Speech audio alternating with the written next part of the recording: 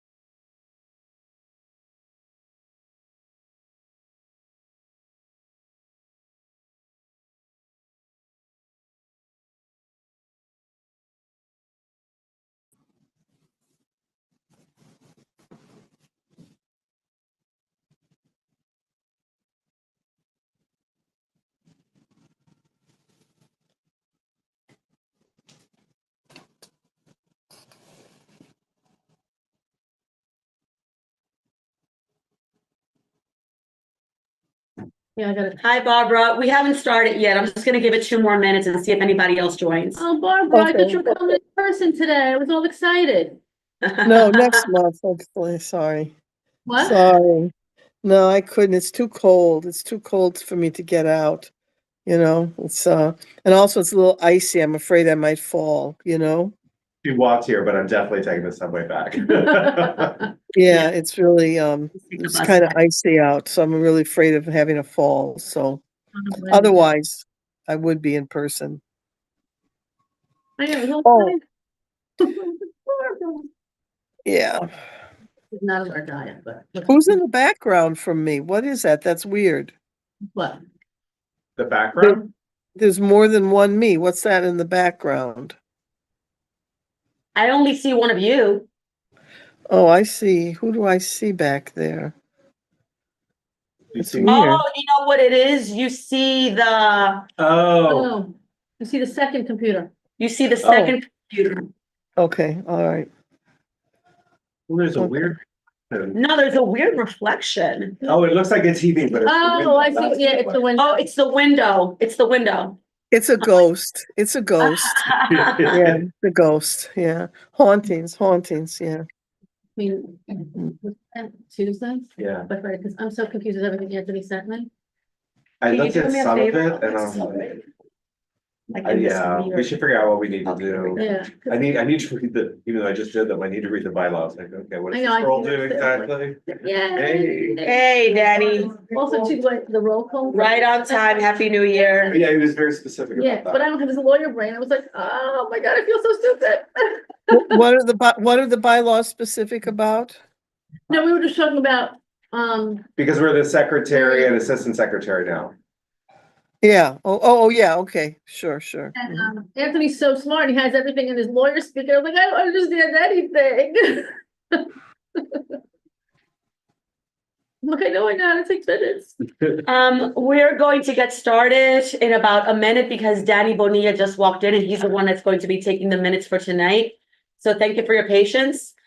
I think there's some new speakers, so please forgive me if I call on you and I don't know your organization. I'm quite sure it has been vetted. If you want to change your name and add your organization, that will be very helpful.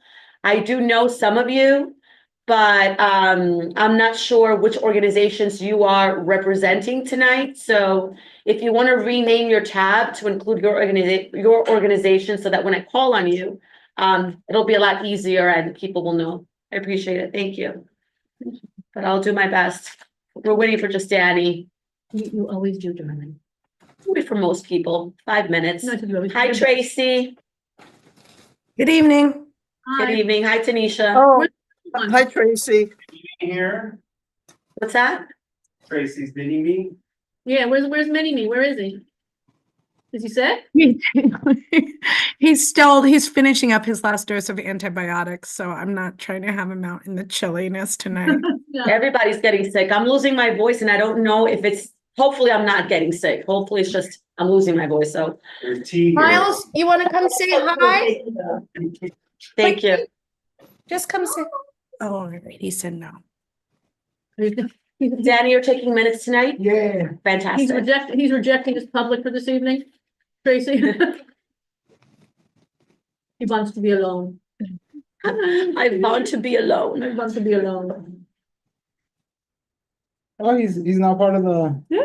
Okay, cool. Let's go. Awesome. I'm excited. They balance us out. Okay. I'm just gonna call the meeting to order. That's. And then who's online, Barbara, right? Barbara's I'm on. online. And Tracy also. Tracy called in advance and I'm just gonna. thank you. Thank you for that.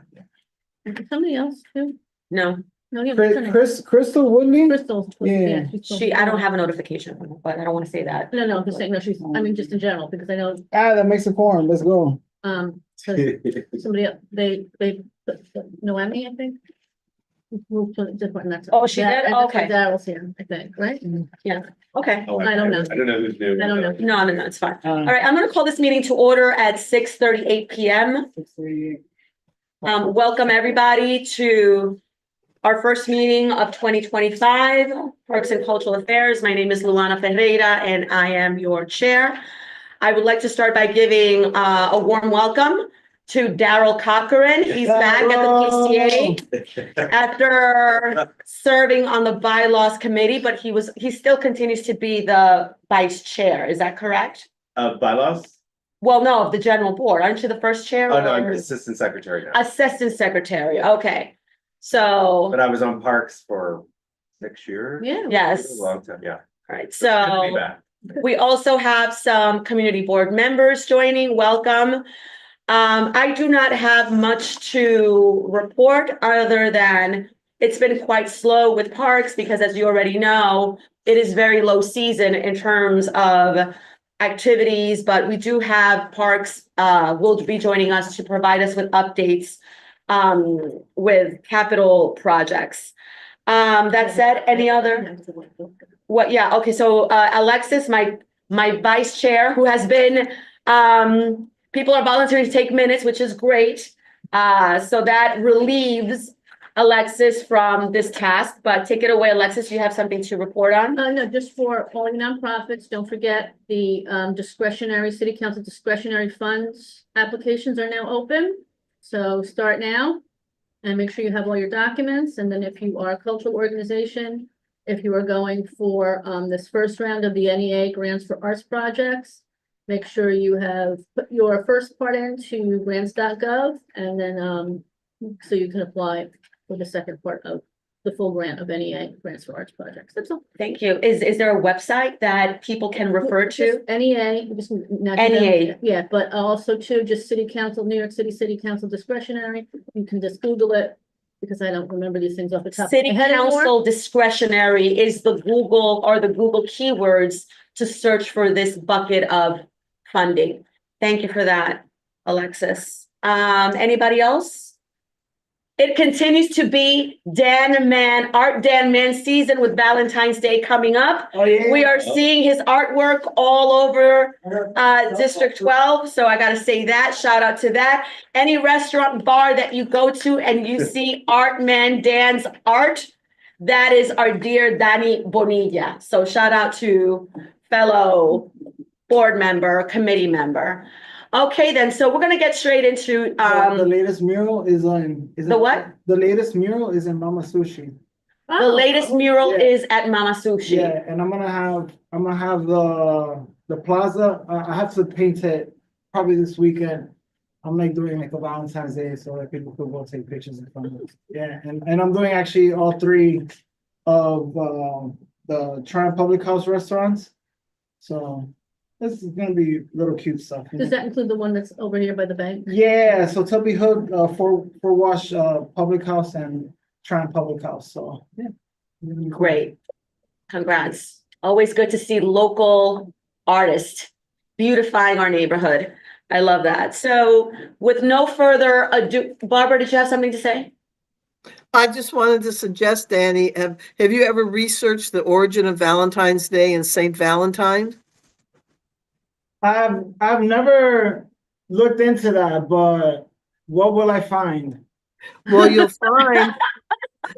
will find that he was a Christian martyr and that he was marrying people in the catacombs in Rome. And you might like find some interesting ideas about how he promoted ideas of love and such. Just look it up, might give you some ideas for your artwork. He was a Cool. tremendous guy. No, I'm gonna look that up. I love like history and like looking things up and getting smarter. Yeah. So I'm just suggesting it might give you some idea for a motif or something. That's all. No, that sounds cool. No, I appreciate that. Thanks. Thank you, Barbara. Oh, I also forgot in my report to say that there are no pending resolutions for tonight, so just thought I would say that. I'm going to start calling on our partners, our community partners to do their announcements. We do have one presentation from the Korea Art Forum. But I would like, can we adopt the agenda so that we can do the programming updates first? Or is that okay?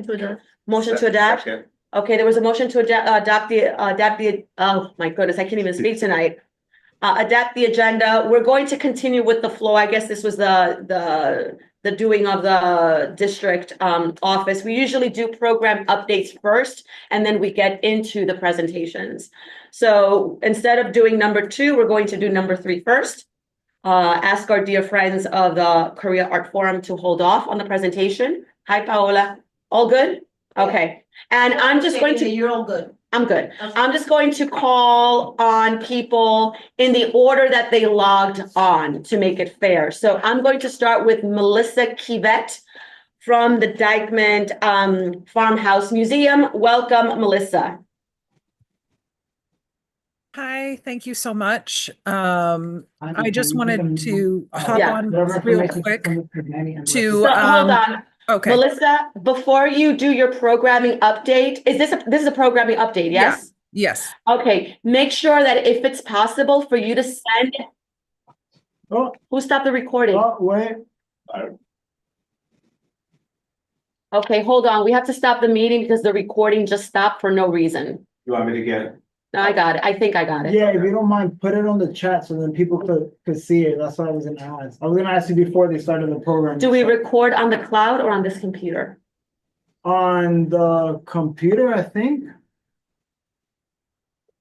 Yeah. All right, Yeah, 'cause let's they hope for take the these best. Computers, I mean. Yeah. Okay, all right, okay.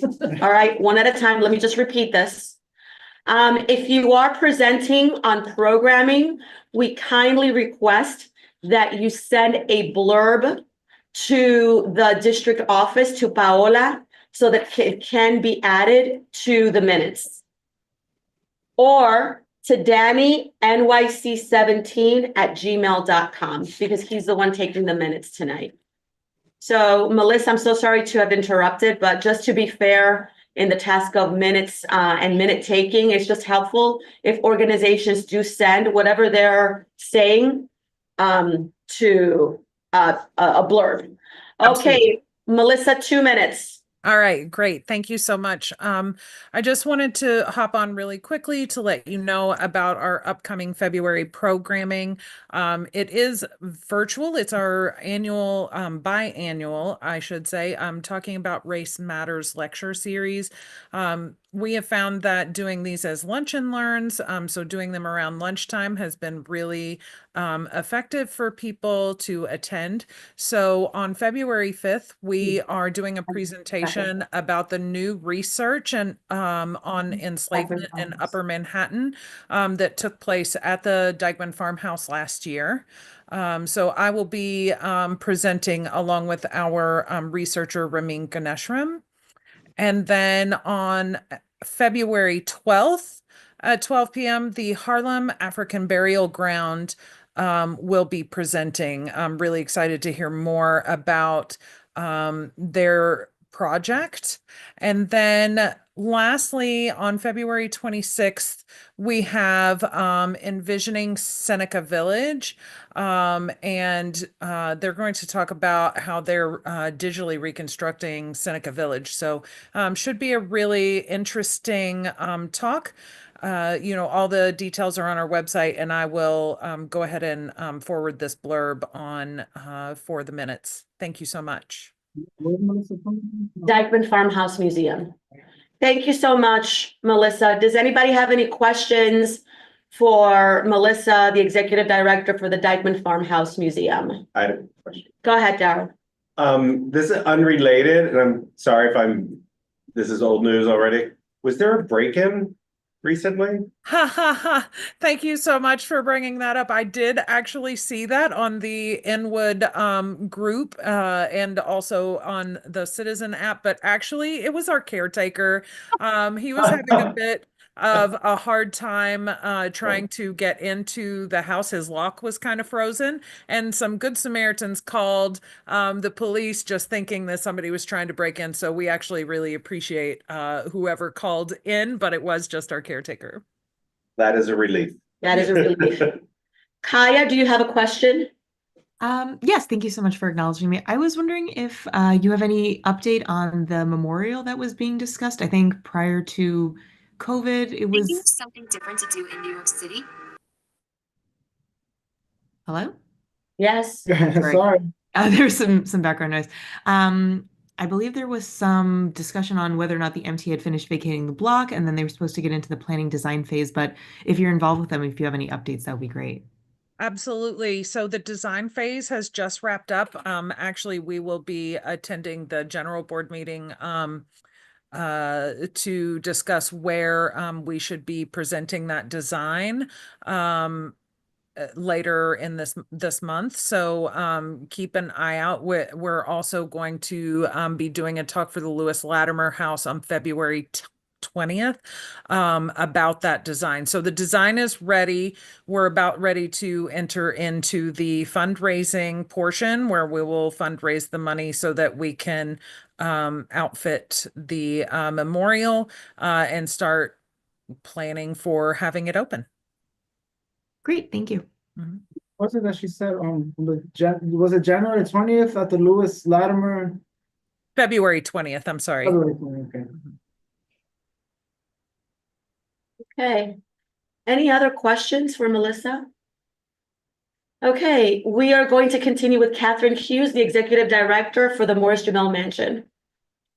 Good evening, everybody. And hello to Melissa, my fellow Executive Director of a historic house. We have two programs coming up this week.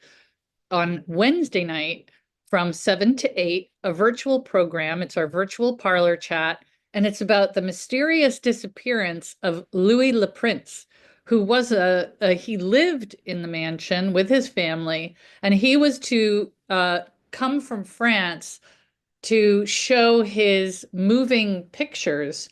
He was one of the first people to invent the moving pictures, as they called them. Animation? No. Well, not animation, but cinematography. Like Cinematography, great, yeah. he's looked upon like the father of cinematography by a number of people, but he disappeared mysteriously, he got on a train in Dijon and disappeared before he got to Paris. So we're going to talk about what he did, what his life was, and his occupation of the Maurice Jamel Mansion. And then on Saturday at 3 o'clock, there is an open house and New Year's toast with Andrea Arroyo in her exhibit Faces and Facades. So come on by. That is an open house for free. Come and see Andrea's exhibit. You can look around the whole mansion. But Andrea is hosting and offering wine and cheese to all comers. And if you haven't seen the exhibit, please do come and check it out. And if you don't know Andrea, few people don't know Andrea, really. She is a local amazing artist. The other thing that I was going to mention is our Time. sorry. Is there a question? Yeah. Yeah, That Tracy. was your time. That was your time. What time was that Andrea Arroyo song? At what time, At what time was the Andrea Arroyo? At noon, was it? Three at what, 3 to 4:30. 3 to 4:30? Let the alarm go off. That way people can hear it. Okay. Tracy, you had a question? I did. So I looked at your Magic Museum Minute. I love it. And it said on January 23rd, it's like a sold out event with a medium which sounds very amazing. But also you're supposed to be able to click a link to join the wait list. That link for someone that would like to join the wait list the day before their birthday is wasn't not working. Okay. So all I right. just want to let you know that link isn't working for the wait list. Okay, Tracy, I will send you a link, a working But link. for everyone that might attend, don't want to use my personal thing, even though it is the day before my birthday. Okay, cool. All right. Okay, fellow Capricorn, happy birthday to us. That is the dawning of the age of Aquarius, actually. Yes. All right, and I will send the info. And I was just going to say the restoration project is, going to OMB into that bureaucracy, and that's where it stands right at the moment. The medium already knows you're coming though, Tracy. She saw it. Love it. Any other questions for Catherine? And then I also emphasize that if the time has, if you did run out of time to make your announcements, you can always refer to the websites because all programming is published, is promoted on entities' websites. So thank you for that. The next person I'm going to call on is Caio Carneiro. I want to say it in Spanish or Portuguese. Visiting us from the New York Restoration Project. Hi, good evening, everyone. I'm sorry, Caio, before your 2 minutes, please put your organizations on the chat or just add it to as if you were asking a question, okay? Chat is disabled. We can't put our organizations there. Okay, so just put it in the question and answer. You can put it there too. Thank you. The reason why the chat is disabled is because we want to avoid people chatting privately since this is an open public meeting. All right, so thank you for that. No, you're not supposed to sign up, Joy. Announcements for programming are always open during the meeting. You have 2 minutes to make announcements. You don't have to sign prior. You can just join the meeting and I will call on you if it's a 2-minute announcement. Caio, you're on. Perfect. Thank you so much. Well, my name is Caio. I'm new to New York Restoration Project. I started as community engagement coordinator. So my mission is basically to improve the engagement and the participation of the community in Washington Heights, Inwood, to Highbridge, Sherman Creek Park, and Roddy Levine, the garden.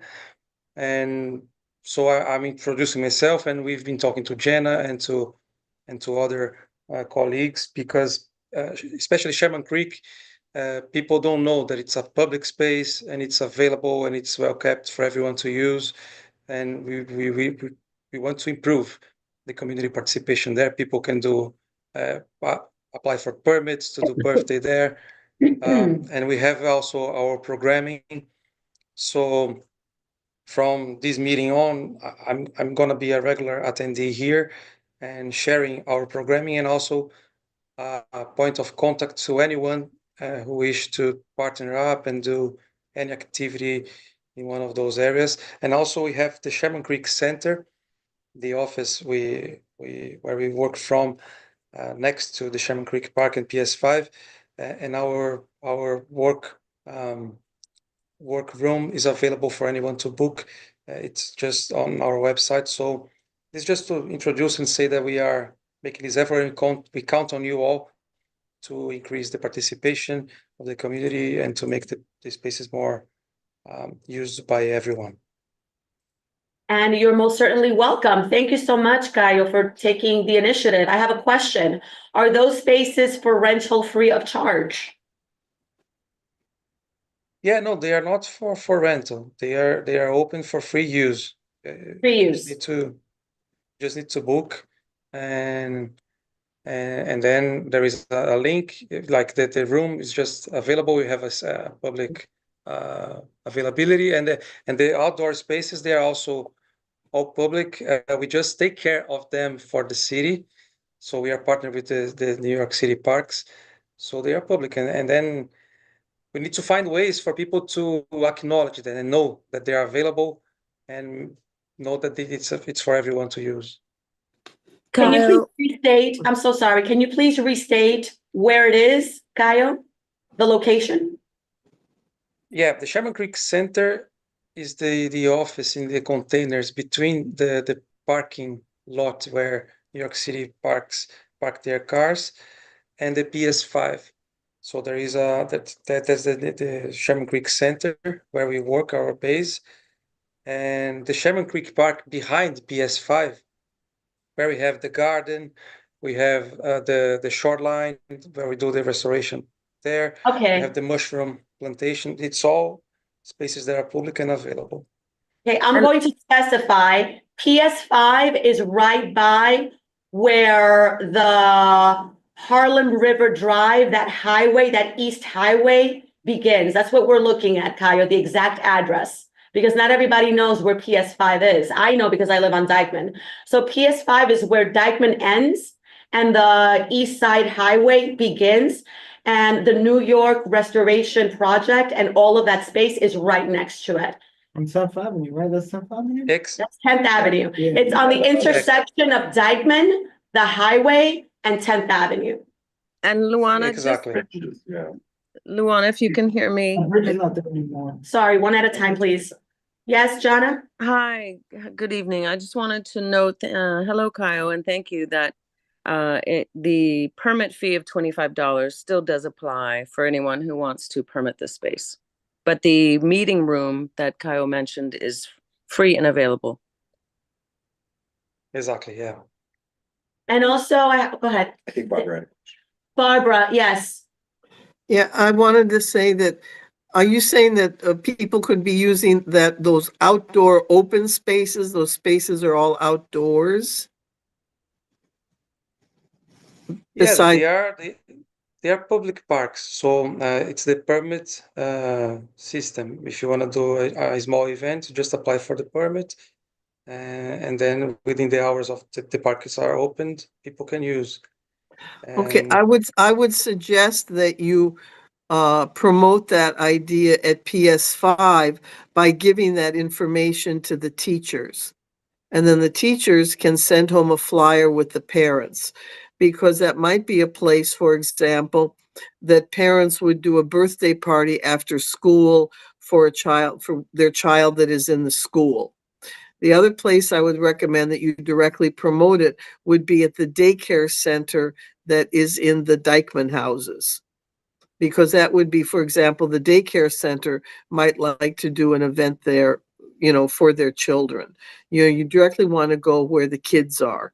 And those would be two places. And then also in the senior center or community center at the Dyckman houses, you can put up a flyer. And that would be I would suggest the, most direct place. I believe you only have to have a permit if you have, correct me, Parks, 12 or more people. Is that correct? It's actually 25. Hello, Barbara. 25 or more. Mhm. Okay, so small parties, so I think any flyer should say permit required for 25 or more people. You know, a permit only required for 25 or more people. Because many of these parties with kids and stuff are like, you know, be like 10 or 12 kids and 4 or 5 adults, and you don't need a permit. So that's important for people to understand. Okay. Thank you, Barbara. Sure. Thank you. Joy, did you have a question? I just want to clarify that anybody present can ask a question. Just put your hand up and I will call on you. Or ask a question on not the chat function, but the Q&A function. Yes, I did have a question for Kaio. I was just wondering if you know anything about what's happening with the plans to build Row New York Boathouse in that area on the New York Restoration Project land. I can speak to that. Yeah, I was about to say that Jenna is more up to date than me. Row New York, hello there, does have a new executive director now. We had one meeting. There's another one coming up, and they are working on that plan. We're waiting to get their updated timeline and construction. Thanks. Kaio, can I ask one more clarifying question? For those that might be watching this video and might be interested in using your space. Can you provide sort of like examples of how the space is used other than the rental for, let's say, birthday parties, which is what I think Barbara was saying, but in terms of what else can the space be used for? Yeah, sure. We have the Inwood Leadership Academy of Leadership. They are our neighbors there. They do some activities with the students there. They do like physical education. They do biology classes outdoors to show them the botanical and the animals and the stuff. So it's very free. It's a park. It's beautiful there. And also we are planning to do this for the incoming season, open activities like yoga classes, and we need to let the Dykeman houses and the next door neighbors, we need to reach out to them to see which activity will be more wanted and more useful. But you can do yoga, you can do dancing, you can do painting, you can do any type of workout. You can just chill out. You have table picnic. You can bring young kids. You can play there with all. I mean, the space is very well kept and open. The only thing is that we have also a garden, and then to use the garden, it's also open to everyone.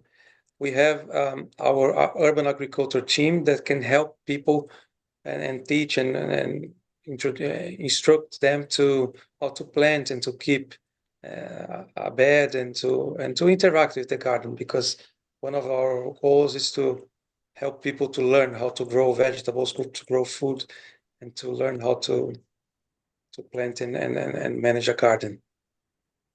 So as Barbara said, I think it would be beneficial for the organization to also meet the chairs of both the committee for the aging and also the vice chair for youth and education. Tanisha Grant is on this call, because if the space is also I'm sorry, I just heard.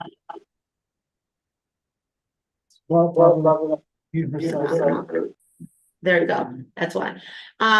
If the space can cater to different communities, then it would be beneficial for those chairs in those committees to also know that there's space available at a fraction of the cost if it's 25 or more people, or if, let's say, the elderly want to do Tai Chi or yoga, that there is space for them to do so. So thank you for that, Kaio. What was the Tanisha's committee? Youth and education. Any other questions for Kaio? Yeah, am I unmuted? Yes. Okay, I wanted to comment, the Dykeman Houses has a Tenants Association, a steering committee for the Dyckman houses. I think you should go to them and make a formal presentation. Marshall, oh, I forget his last name. He's been on our Parks Committee.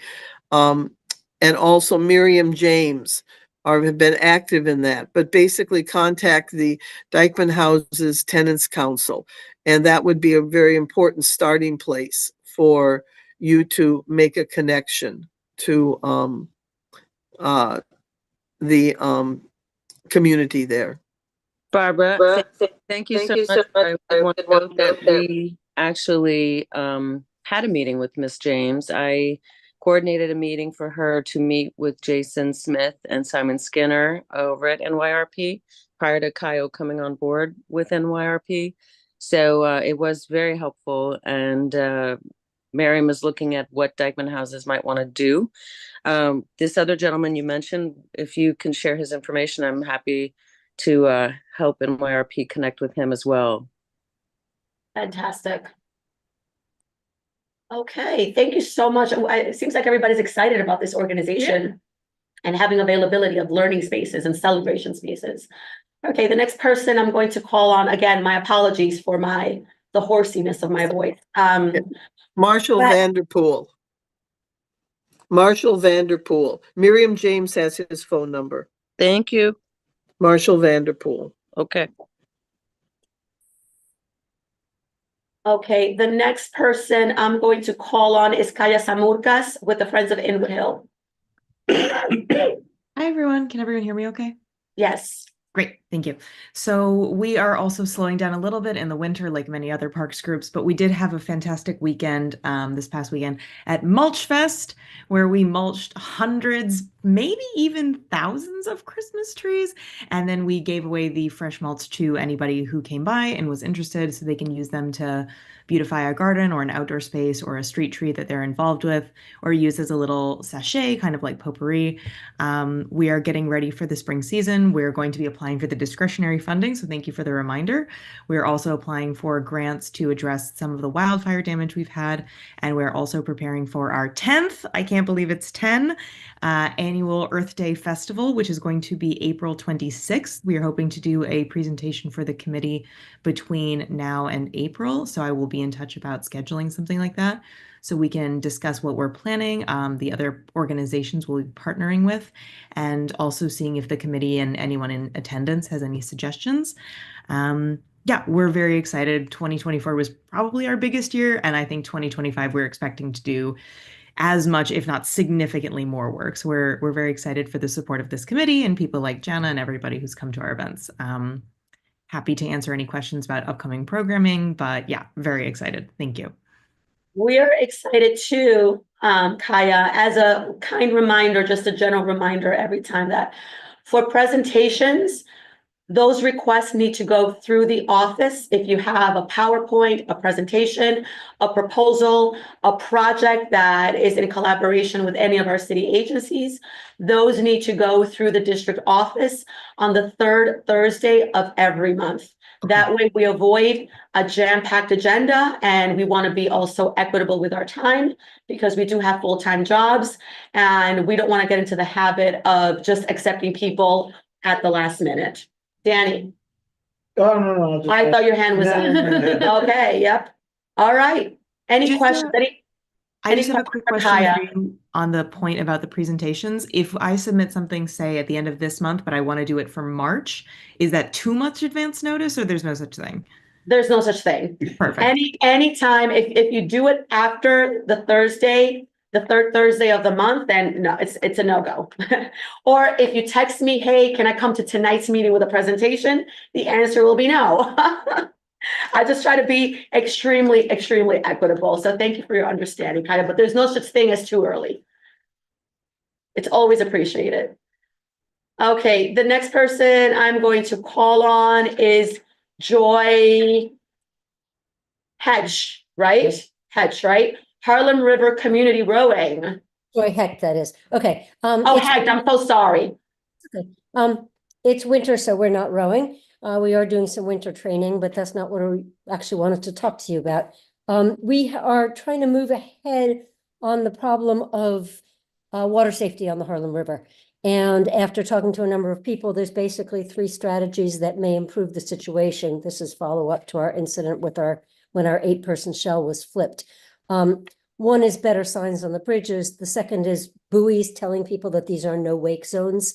And the third is to try and get the city to enforce the no wake zones, which run from High Bridge to the University Heights Bridge, and then from Broadway Bridge to the Hudson River, basically. Going to be a complicated process to get any of those 3 things to happen, but we want to involve as many different groups as we possibly can. The signage is the responsibility of the City Department of Transportation. The enforcement is NYPD and Parks Department, although I don't know how Parks would possibly do it. And the buoys to mark the no wake zones are the Coast Guard. So it's many different institutions.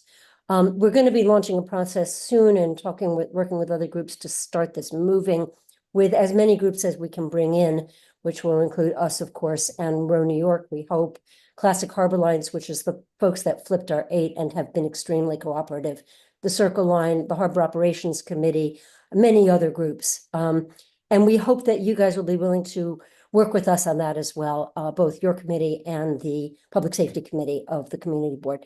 And we'll be trying to target people in the city, people in the Coast Guard and so on, just to try and make this move faster. So we will keep you informed as that goes along. But that's sort of the thing that we're working on that might concern you. I also had one question, unrelated. Do you know, any of you know where things are with planning for the 2 new parks at Academy Street and North Cove? Because that's something else we've been tracking and we haven't heard anything on it in quite a while. I think since Jan is on the call, she can answer that when her report comes up. Okay. Pertaining to parks. What was our organization again? New York Rowing Club. No, Harlem River Community Rowing, sorry. Harlem River. I get the New York Sailing Club. I get all of those clubs, the Canoe Club, all of those confused, all of those acronyms. Yeah, it's community rowing. It's the Harlem River Community Rowing. I will send you a written out version of what I just said, and then you'll have our name and my name and so on. It is much appreciated. Thank you so much. I was gonna say, just like remind them again to send it to my email. She just said it. Okay, cool. Yeah. Everyone. Yes, please send your blurbs to the email that I have posted on the chat if you can, but the chat has been disabled, right? Can you see it? The Q&A. I don't know if I cannot type like freely on the Q&A for some reason. Really? It's so obvious. Right, you have to answer I have to something. It's answer the weird, yeah. question. It's Danny, DANNYNYC17 @gmail.com. Kelly Jordan. Oh, I had a question. Go ahead. I'm sorry, Yeah, Darryl. I'm sorry. was it Joy that was just saying? Yeah. Joy. Yeah, what is the, when you say like the no wake zone, where is that exactly? Or where do you want that? From where to It where? exists already. It was put into law in 2006 because of specifically this, the wakes affecting the rowers on the Harlem River. It already exists, and I can forward you guys. Is that like the entirety of the Harlem River then? Is that- No, it is the stretch. There's 2 stretches. One runs from High Bridge to the University Heights Bridge, which goes past Peter J. Sharp, which is where Row New York is rowing, and also goes past, the cove there, Swindler's Cove, and the New York Restoration Project area, and so on. And then the second stretch of it runs from the Broadway Bridge to Spuyten Duyvil to the railroad trestle. So basically to the Hudson River, which goes past Muscota Marsh, where we launch, and where sometimes occasionally Columbia rows. Okay, so with that area, then I don't know what the community boards are on the other side of the river, but are you engaging with them? Is it the Bronx? We The Bronx. All the Bronx. are because we row out of Manhattan, but that's a That's a good good question. Yeah. But yeah, they're impacted too. And then for the Coast Guard part of it, that would be Congressman Espaillat's office. Yeah, we have talked to him a little bit about this. I'm also part of the Harbor Operations Committee, which is a committee of all kinds of people involved with anything in New York Harbor. And that's all the waters around New York, not just down where the Statue of Liberty is. And that is run by the Coast Guard. And we have talked to them about these issues as well. So who within the Coast Guard, we don't know, but we will try and find out. But we certainly want to involve Congressman Espaillat, and also the borough president and so on. Thank you. Thank you. I have a clarifying question, Joy, and you must excuse my lapses in bilingualism. But is it no wait or no wake with K? It's WAKE. So the can wake- you just explain what that means for us non-rowers, Non-water people. The wake is- non-boat people? Yeah. Yeah, when a boat moves through the water, it usually leaves like a trail behind it where there's waves in the water. And that's Like the called- ripples that it leaves. Okay. Yeah, that's called the wake of the boat, the ripples it makes behind it. You know, we rowing shells don't put out much of a wake because we're just sitting there on the surface. If the boat is deep in the water, it makes a big wake. When we came and reported that our 8-person shell had been flipped, which is absolutely unheard of, 8-person shells do not flip. That was because one of the Manhattan Classic Harbor Line's Manhattan 2 boat they put out huge wakes because they're big boats and they go deep in the water. And their wake was so big, it turned over our 8, which is how we got involved. And that's why there is a no wake zone. The pleasure boats that go through there also put out wakes. The jet skis put out wakes and so on. And is there a specific speed limit associated with that too? A no wake zone means you have to go slow enough that your boat doesn't put out a wake. Sometimes it's listed at 5 miles an hour, but it really depends on the boat.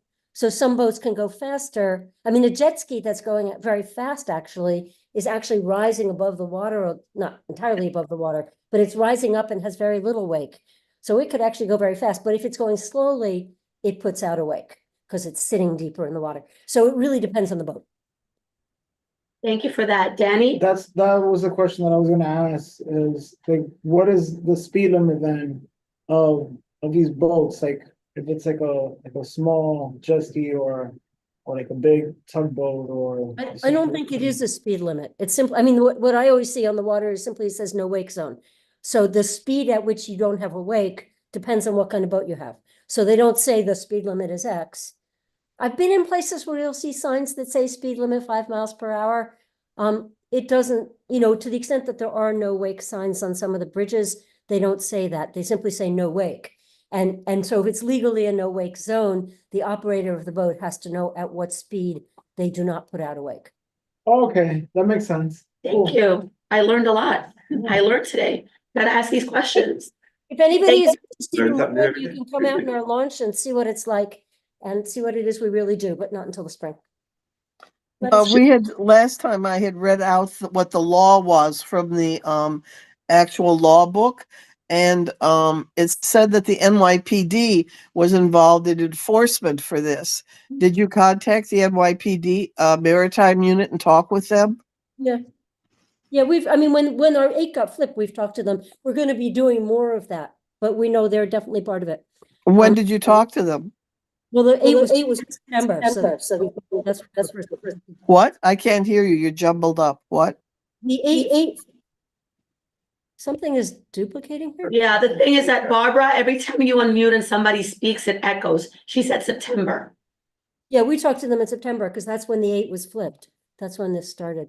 Actually, our quad was flipped before that by a Yonkers police boat, if you can believe it.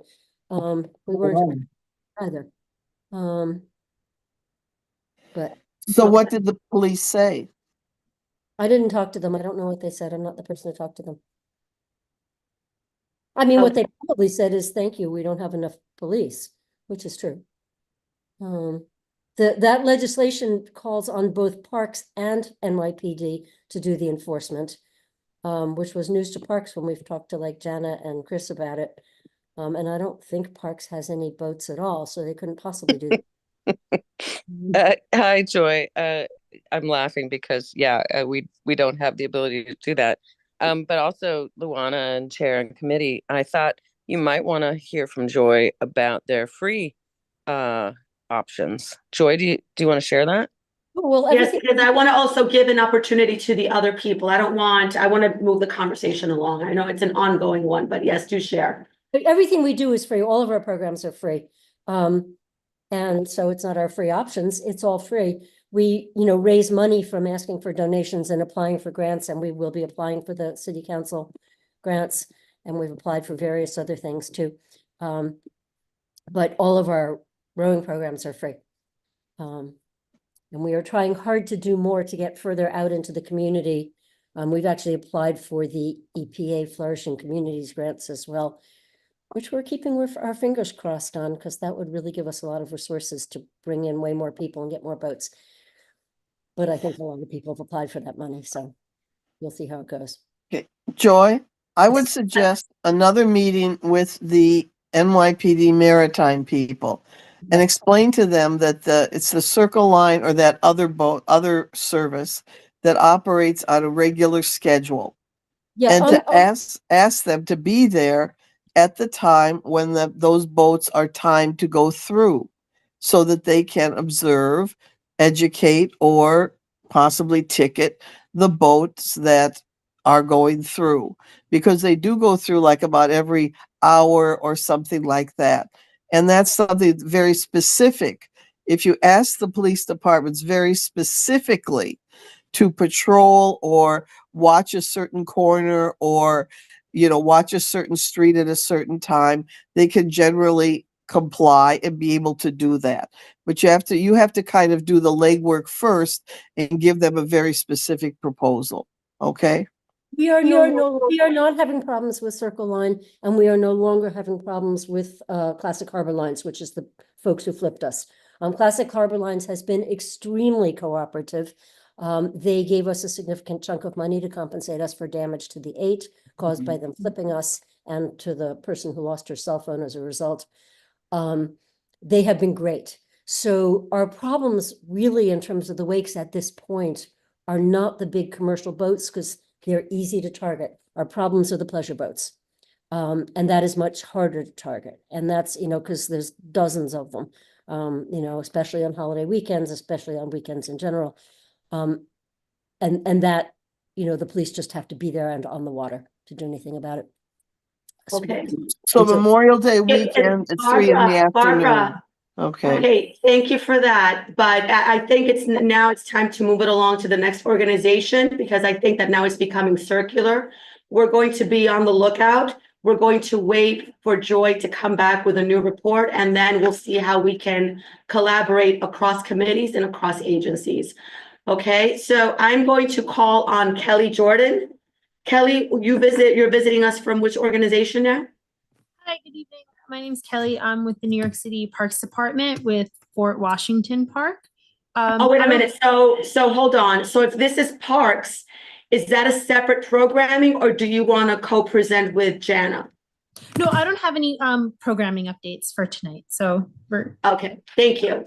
In that case, then I'll move it along to Adam Friend. What organization are you from?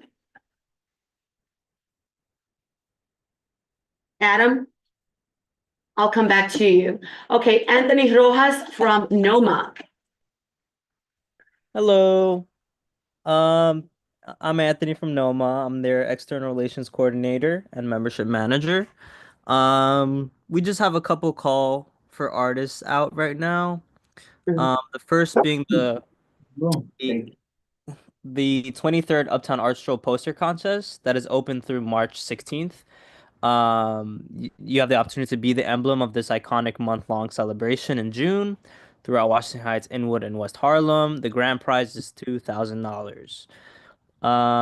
The second call for artists is to mark the 16th anniversary of the Women in the Heights exhibition, and in celebration of Women's History Month, we invite artists to submit work that explores the many aspects of the subject here. And finally, the third call for art is the art on the Audubon Terrace. The Hispanic Society Museum and Library and NOMA are pleased to request submissions for the 2025 Art on the Audubon Terrace exhibition. And the deadline for that is February 26th. And finally, NOMA. There's a price for the Audubon too? Is there a price for the Audubon? Is there a price for the Audubon? 1 second. So I'm hearing 3 call for artists, right? Yeah. There is Okay. an honorarium of $10,000. An honorarium of $10,000. That's very generous. I love it. And finally, we just introduced Noma beyond our hours. So we're opening our studios to local organizations and community members for non-art uses. So that includes yoga, martial arts, business meetings, workshops, etc. And that is all from me today. Perfect timing. Thanks, Anthony. So, any questions for Anthony? When is the second call for artists, like the last date? The deadline is February 5th for Women in the Heights. And I think the deadline for the art stroll, That's March 16th. and I think you already said February 26th is the Audubon Terrace one, right? Yeah. Cool. Thanks. Thank you so much. Thank you, guys. Thank you. And now, if there are no, I don't see any other organizations wishing to present programming updates. I'm going to hand the microphone to the good people at Parks, Jana Lasorte and Kelly. Thank you. Hi, everybody. Like you, Luana, I'm not feeling great. I stayed home. Sick Everybody's today. getting sick. I know, Everybody. so I'm not on video, but here I am to report to you all. Hello, Happy New Year. And actually, Kelly Jordan, from our District 10 team, they share Fort Washington Park with us in District 12. So Kelly, do you want to give your portion of Fort Washington first, and then I can continue? No, you can go. Okay. You're All right, in case you had anything. So the good news is with Fort Washington Park and the Greenway, we were able to get that open right around Christmas, actually. So that has been reopened after fixing some of the sinkholes. We're very glad about that, and we're going to keep monitoring it. Usage is lower in winter, obviously, but we hope to experience no problems once spring comes and the rains come. One exciting note, Luana and everybody, is Dyckman Rest. We have set a date with Commissioner Donahue, our Parks Commissioner, for a ribbon cutting. Dyckman Rest is that playground that we recently reopened at the very tip. Barbara's happy. Barbara's happy. Very happy. That's at the very tip of High Bridge, the northern edge, right there on Dyckman, where you live, Luana. And January 28th has been set 10 a.m. for the public ribbon cutting. I'll be sending invitations. But just to note here for the record, we're looking forward to having Community Board 12 join us along with others. So look out for that invitation to come. Bennett Park, we also reopened and people are enjoying it greatly. We're getting a lot of positive feedback. Some folks still not so keen on turf, but have been surprised at their actual enjoyment of it and the grass around it. So we'll be reaching out to you guys with an invitation for the ribbon cutting for that park as we finalize that date. We expect it probably to come in February. We're finishing up Cascaya Restroom. The contractor there is a first-time contractor, and it's been a little slower due to that and some materials delays, but we're expecting Cascaya Restrooms, which are right across, they're right below 181 at 180th and Amsterdam. That should open this spring, hopefully early spring. A good note there is I reached out to On Point, which is the service provider for addicted people, and they have agreed to include Cascaya Playground in their geographical footprint of their visits, so that they will regularly visit Cascaya Playground and the restrooms that will reopen there to offer services to any of addicted people who are trying to use the restroom for their usage.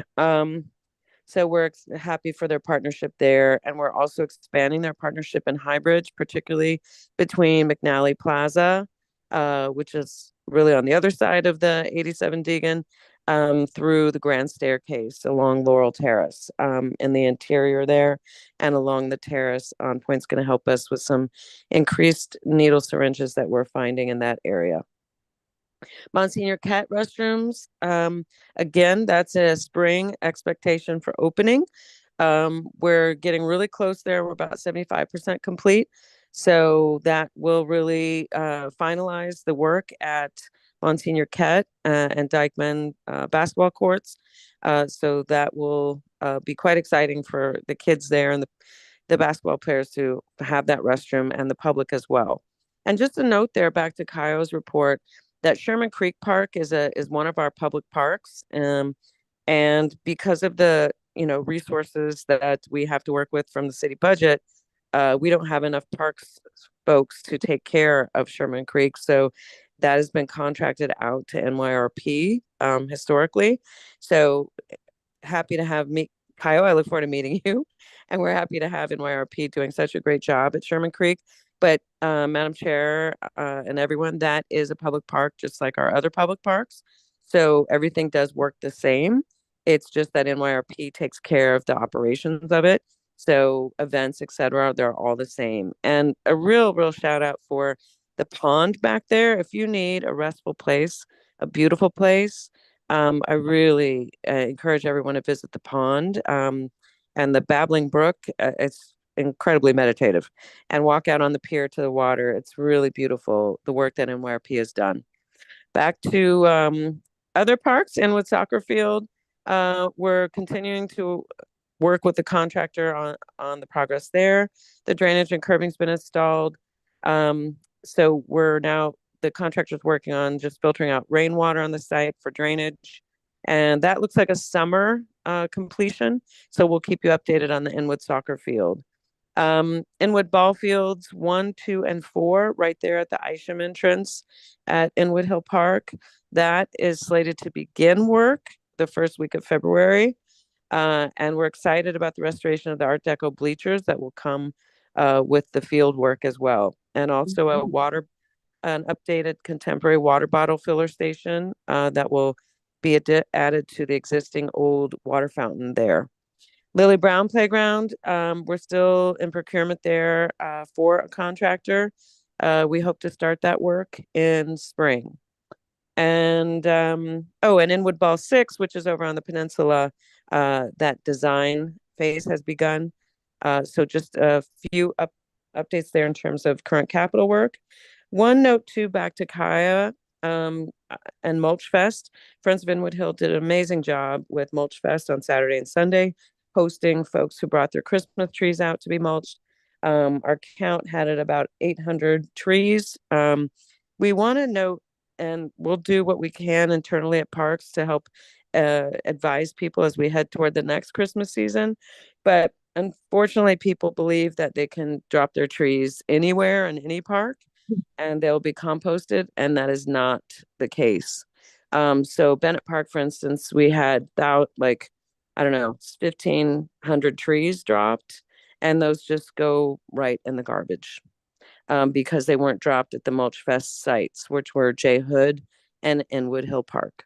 So Chris and I are going to do what we can internally with the commissioner and our marketing team to see how we can try to get the word out to folks to help them drop their trees at sites that can take the trees.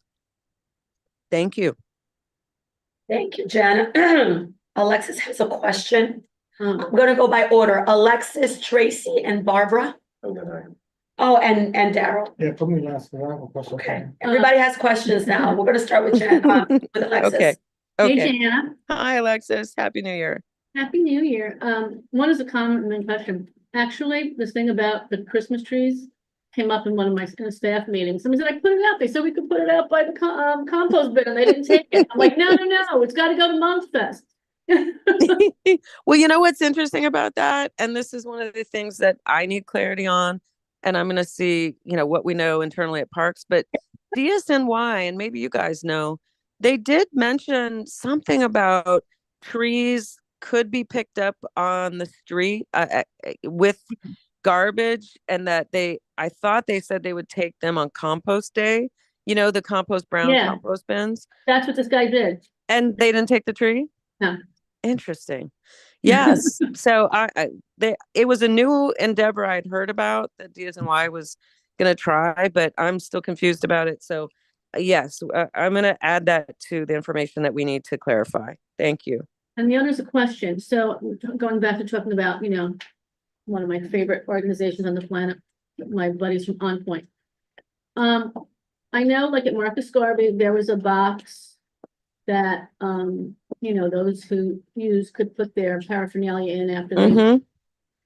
And now, do you find that any people are using those of their own accord? Yeah, at Highbridge, we do have kiosks. We have about 5.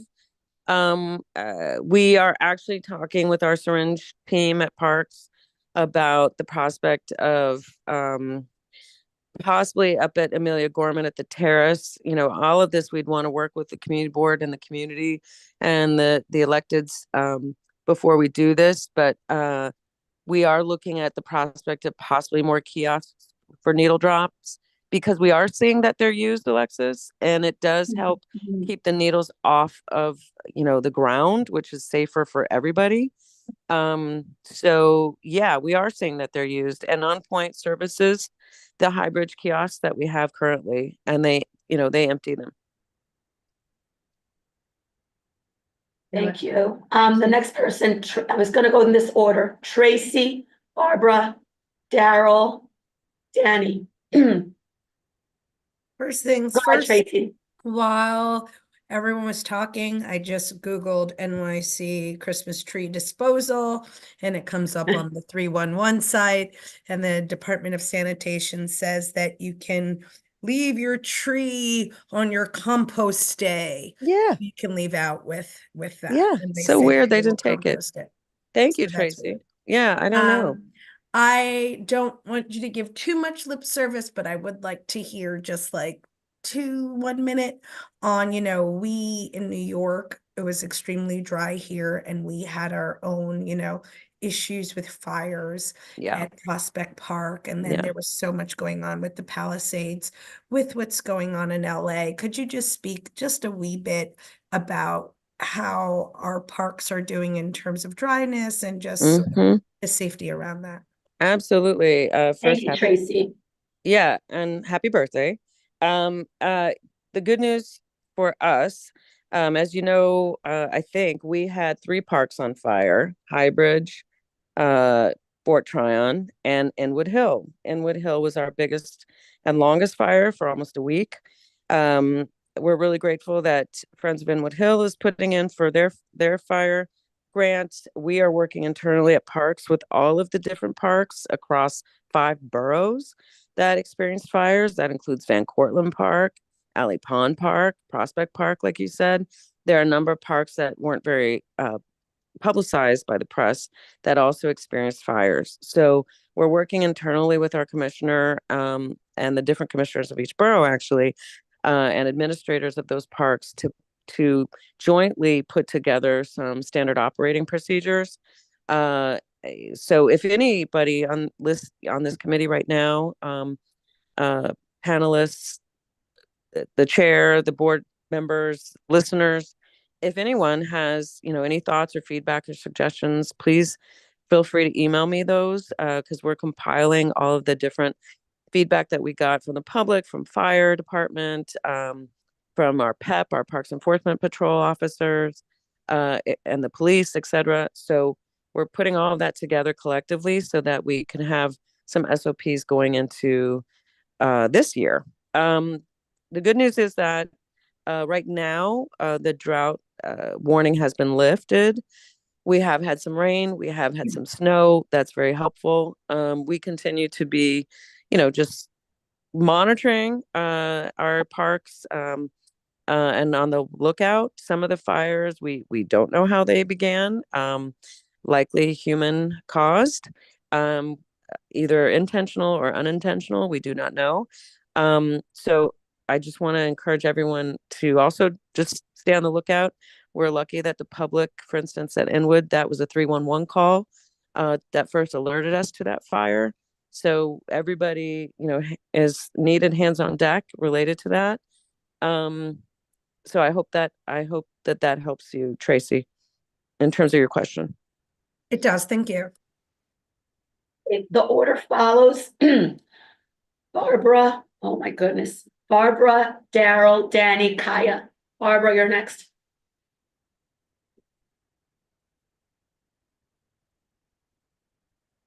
Barbara, you're next. I'm okay. I had to unmute. Question, Jana. I had a long talk with Steve Simon at the Community Board 12 holiday conclave at at Guadalupe. Serious talk. But anyways, he had said to me, and I agreed with him, that we wouldn't hold the Dyckman Rest ribbon cutting until the early spring because kids wouldn't come out if it was cold. So I don't understand this January 28th date. The other thing that he brought up, and I agreed with, I said I was all for it, was that he wanted to change the name and hopefully name the playground in honor of Detective Jason Rivera, who was such a longtime member of the community and, had been killed, and that it would be appropriate to rename the playground and the whole Dyckman Rest area in honor of him, which I'm gung-ho for. So, but I said to him, of course, we would have to consult with his widow first. And he said, well, but she had already agreed to have the street naming. I said, yes, but protocol would be to consult with the family first, and he agreed. So I don't know if that had been pursued yet and I said, well, does Community Board 12 have to weigh in on that? He said, no, Parks can pursue that on its own, but certainly we would want, as it come up, for Community Board 12 to support it. So that's where our very serious meeting took place at that conclave. So, anyways, so those 2 points are a little bit contrary to what you're saying. So can you please comment on that? But I really don't want to hold the ribbon cutting in the dead of winter where there just really aren't kids out. I'd rather hold it like, middle March or something where the kids are really starting to play. So anyways. Barbara, Jana. Sorry. Okay, before you answer, Jana, I'm going to push back a little bit lovingly, Barbara, because we do have warm winter days and kids do wear snow pants, skiing gear. I have a niece that looks so cute in her ski gear, warm and ready as the native Manhattanite Inwood person that she is, going to Parks. So to add to your question, I'm wondering if the ribbon cutting can just be that this is open for use, because if there's no inauguration, then there's a message that might be sent that it's not safe to use. And we do have warm days, Barbara, but I'll let Jana answer. Kids are using it all the time. It's lots of kids except now when it's cold. Right. But in the fall, oh yeah, kids were using it all the time. It's a hit. It is a hit. So there has been like a soft opening, but Jana, let's answer Barbara's question. Okay. Sure. Yeah. What you said is absolutely correct, Luana. And Barbara, to your question about the date, I'll have to note that ribbon cuttings usually take place during Monday through Friday, and the kids are in school. So regardless of whether it's January 28th or March or April, they would be in school. So this is largely driven by Commissioner Donahue's schedule, but typically we have an expectation once we open a site that the ribbon cutting does happen within 2 to 3 months, and we're already past that with Dyckman Rest, frankly. So I don't expect this date to change, especially since it's been vetted with all of the electeds as well. In terms of the name, usually any renamed park sites have to go through community input process. So that is a fair and equitable process to ensure that the community has name opportunities in terms of submitting names, and that the community board would be working with parks and the community in terms of any renaming. So can I ask, I'm sorry, I'll ask my question at the end. I want to give everybody a fair chance. Who's next? I think it's you, Daryl, right? Thank you. Sorry, Daryl. I might have a blind spot here, but yes, No, it's your that's turn. okay. It's your turn. What's your name? Jana. Jana. Okay, hi, Jana. I apologize. I have a few questions. So Okay. Did you say your name? buckle Del? up. What's Daryl? Daryl, hi. Yeah, some of these are like old questions because I'm just still catching up from my first meeting in a couple of years on this committee. Would it be possible to ask one or two to give Kaya and Jen Yes. and Danny an opportunity? Yeah. Okay. So I'll ask, because I had 2 short questions and 2 long questions. Let's do the I'll 2 ask short one ones. short and 1 long. Let's and do then we'll that. okay. In all fairness, thank you for Okay. that, Daryl. Yes. So one with Mulch Fest. Hopefully for next year, maybe we can get Bennett Park on there. That's the closest park to me. I'm on McGall Place. And obviously if there are 1,500 trees, there's clearly a community need. I agree. Desire for that. But I was wondering, do we work with, or do you all work with the people that sell the trees to have flyers there that they can hand out when they That's sell a the good tree? idea. That's a very good So idea. they know, so people know from the beginning, they know when Mulch Fest is. Staple it to the tree. Yeah. Exactly. So that was, yeah. No, that's an interesting idea. Our marketing department and Partnership for Parks runs Mulch Fest. And Mulch Fest, basically, just to give a real quick snapshot, we have 2 sites historically, J Hood and Inwood Hill, for tree drops. That's largely due to space availability and the forestry truck being able to come through and get the trees. So on Pinehurst, that's quite a challenge. So those, and that's also related to resources in terms of our park staff and time, being able to add that to our normal work. So that's one note. In terms of the Mulch Fest flyer, I will pass that on to marketing for sure, because I think once they determine the date, Mulch Fest itself, I should share, is this year it was January 12th and 11th and 12th. That's when the forestry trucks actually park in these 2 parks. Well, up here it's Inwood, but they get the trees from J Hood, they bring them to Inwood Hill, and the forestry truck is parked at Inwood Hill Park right there at Isham, and actually mulches the trees all day on January 11th and 12th. And people can walk away with incredibly smelling tree mulch for their plants, their yards, etc. So that's, what actually happens on Mulch Fest itself. So yeah, Daryl, a good idea. I'll mention it to our marketing department to see if that's something that they could work on in terms of timing once they have the date set and their flyer done. Okay. I mean, I don't know where else they sell trees. Near me, it's like 181 and 4 Wash. Yeah. At the church there. Yeah. The short question was, you mentioned potholes earlier. Does that mean the pot or the sinkhole? The sinkhole. Yes, sinkholes. Yeah. Sinkholes. The sinkhole by Inspiration Point, that's been filled? Yes. So the greenway has been opened because the sinkholes that were dangerous and causing instability, those ones have been addressed. There are a few smaller ones that still are there because they weren't judged to be dangerous to the stability of the greenway itself. Thank you. We'll come back. Okay. Appreciate it. Of course. Danny, you're next, and then Kaya. They're more like comments, really. The first comment is, how often do you guys clean the green path? Is it today? Yeah. Question, Danny. Yeah, question. Yeah, my bad. Question. It is like both comment, both question and comment. Clean it. Yeah, because I ran through there today, and I ran all the way from Dykeman all the way to the bridge. And right now there's like a bunch of leaves, like in like patches of the path.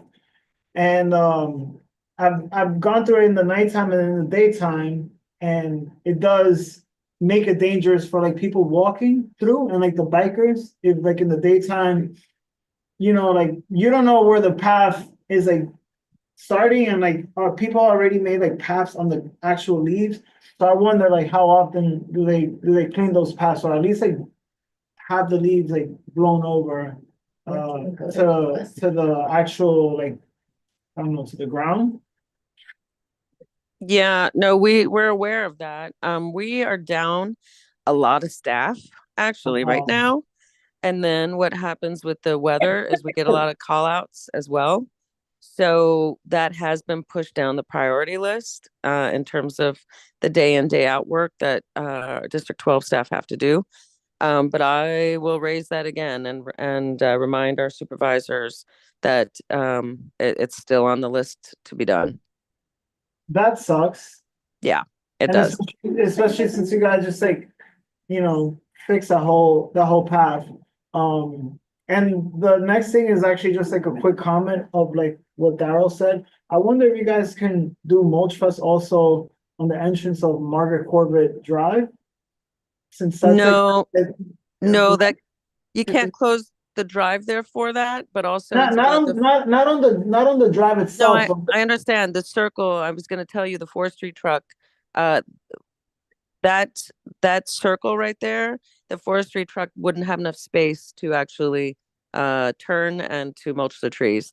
And again, I just want to share you guys that we were actually lucky with Friends of Inwood Hills work to host the actual Mulch Fest with the the cocoa and the mulch bags at Inwood due to their running that event. So we're not likely to ever have more than one site for Mulch Fest. Okay. Yeah, I actually meant by that little lawn that's by the drive, but if it can't go there, then that's fine with me. I mean, I'm quite Yeah. sure Jenna knows yeah. where Mulch Fest Yeah, can By the happen. restaurant. Yeah, it's like Yeah. there's like a little lawn out over Yeah. there, so I wonder if they could just like park the truck over there, but I don't mean, know. I would love to have it at High Bridge too, so we have something on the east side. But again, it's unfortunately, Danny, it's about resources, really.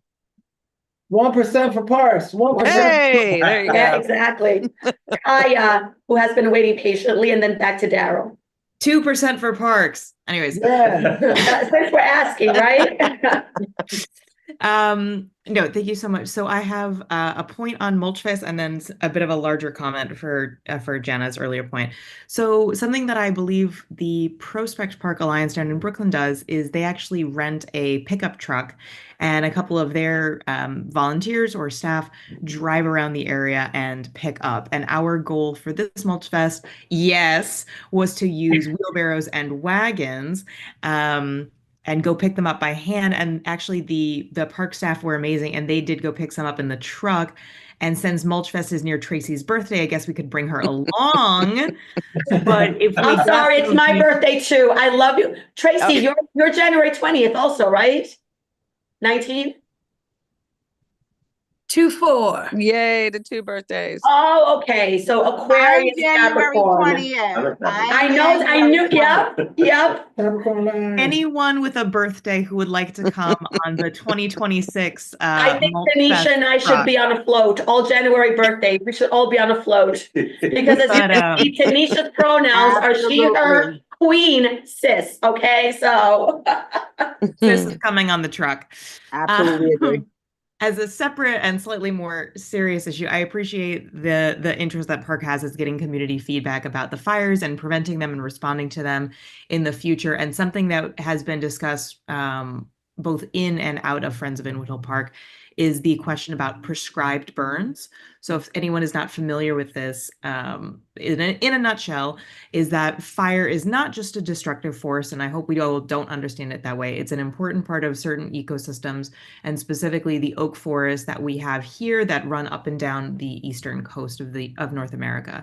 So in order for those ecosystems to stay healthy, they need, in the lifespan of a tree, what would be frequent fire, so every 10 or 15 years. So this fire, while it does look very devastating and it is quite damaging for our parks, will have some positive benefits. That's also one thing we hope to educate people about and let people know about at Earth Day. So you should all come so you can learn. But if we're going to have a healthy oak forest going forward, we can't be reliant on random forest fires that are only in a specific area. It's something that Parks needs to be attentive to while acknowledging that it is a very visually alarming and potentially scary thing for the public who doesn't really know what's going on. And oh my God, why is the forest burning? This is terrible to see. And as far as I know, I don't think Parks has done one, but I'm wondering if there's a discussion for that. Maybe not here, maybe not now, but it would be something this committee would be involved in. Jana, if you have any suggestions for what Parks might say to that, I'd love to hear it. Sure. I'm from Montana originally, by Yellowstone and Glacier National Parks, where they do that. Typically that happens in larger state parks. City parks typically do not do prescribed fires due to the smaller size, due to the public, due to resources. And that has been the case at NYC parks. We do not do those. But that, I think, Kaya, to your point, can definitely be some feedback in terms of what would that look like if it were possible. So yes, I think that's part of that can go on the list of questions. Thank you. And Thank NRG, sorry, as you know, Kaya, NRG would be the agency, the department rather, within the agency that would handle that. Great. Thank you so much. And when the sign up for the Mulch Fest Truck 2026 comes around, this committee will be informed. Thank you. Back to Daryl.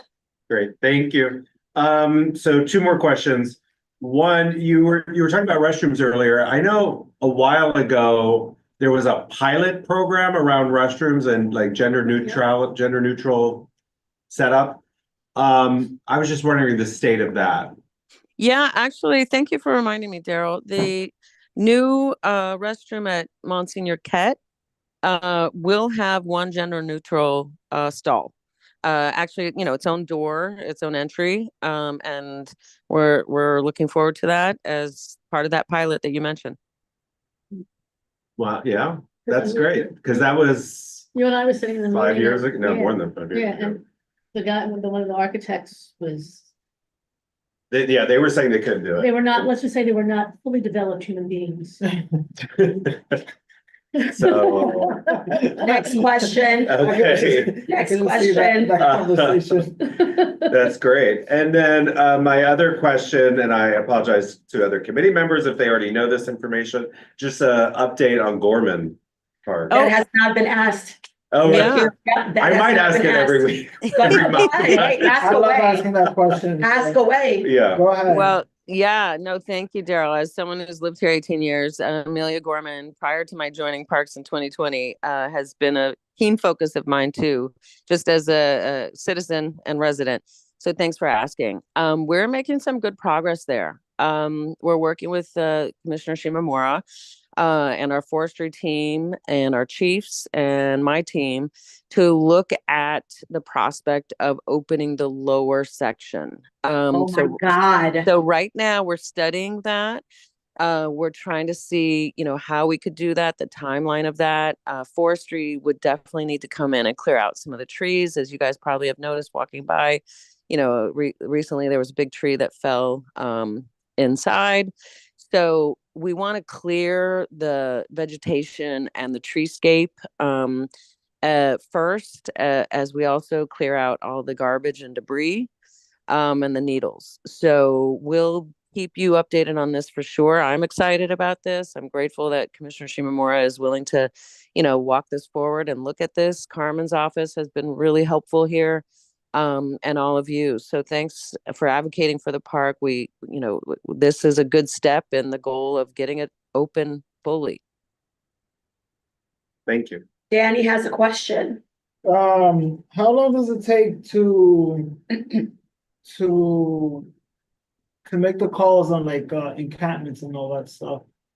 Yeah, that especially during winter, Danny, we see a lot of encampments. We actually just today, when I was looking at our report, we have a number of new ones in Highbridge, big encampments where multiple people are living. So our Parks Enforcement Patrol and our Officer Falcone specifically, they walk that process forward. It has been a 24-hour notification. I think that is now moving to a 48-hour notification. There was something recently that I have to check in on with Commissioner Shimamura, because it looks like the mayor's office is advocating for a 7-day notification based on different parameters of the encampment site. So it's changing quite often. I see. Okay. No, just wondering, like, how long does it take to actually like make these calls and like, and do you guys help the people that's like in these encampments, at least like have them go to shelter? Yeah, so the Parks Enforcement Patrol, Officer Falcone I mentioned, they give that information in terms of referral to services. Quite often the people decline. But yes, that information is offered. Okay, cool, And thank on you. point, But is that- they're, I don't want to say forced, but they're kind of forced in during a code blue situation, right? Daryl, I don't understand your question. What's your question? You're talking about some of the homeless encampment. Yes, Yeah. yes. Aren't they forced in when it drops below a certain temperature? Yeah, code blue, yes. Okay, then, any other questions? Oh, I just wanted to ask, like, where can we send for requests? Because even by me, closer to 155th Street, the leaves are everywhere. I took a few photographs. So where can people go to put in requests so that we are putting it in some type of queue to get done at some point whenever the workers do arrive? Sure, yes. You can always email me and then I send it out to the supervisor. So I don't know if I can drop my email in the chat. It sounds like not. I can spell it out right now if you'd like. But you can also, so there are two ways. You can send it directly to me. You can also 311 it. Okay. I'll do both. Yeah, I think if you do it through 311, they'll give you like a number, and then you could just send that number to her. Okay, So I'll do that. they can like, you know. Can you repeat your contact information, Jen, please? Sure. Yes, Luana. And Danny, to your 311 point, 311s do come to us when they're in our district. So we do Okay. see them. Yeah, My you gotta email, get it done. sure. Yeah. My email is Jana, JAN like Nancy, A dot LAS like Sam, ORTE at parks with an S dot NYC dot gov. Thank you so much for that. Thank you. If there are no other questions, the time is now 8:00, 8:03. There's a presentation. I can't believe it. Yeah. All right, but I don't know if they're here. They haven't identified themselves. Do I have the people from the Korea Art Forum? Hangul? No, I think that was a mistake. You're right. You're right. They're coming in February. So yeah, they have not identified themselves when I was making a call to see who was on this call. So if there are no more questions, it is 8:03 PM. Do I have a motion to adjourn? Motion to adjourn. Second. All right. I think 1 Tracy's hour definitely and a thirsting that. half. I cannot believe it. Thank you so much, everybody. And thank you for your passion and commitment. Have a wonderful night. Good night, everybody. Good night.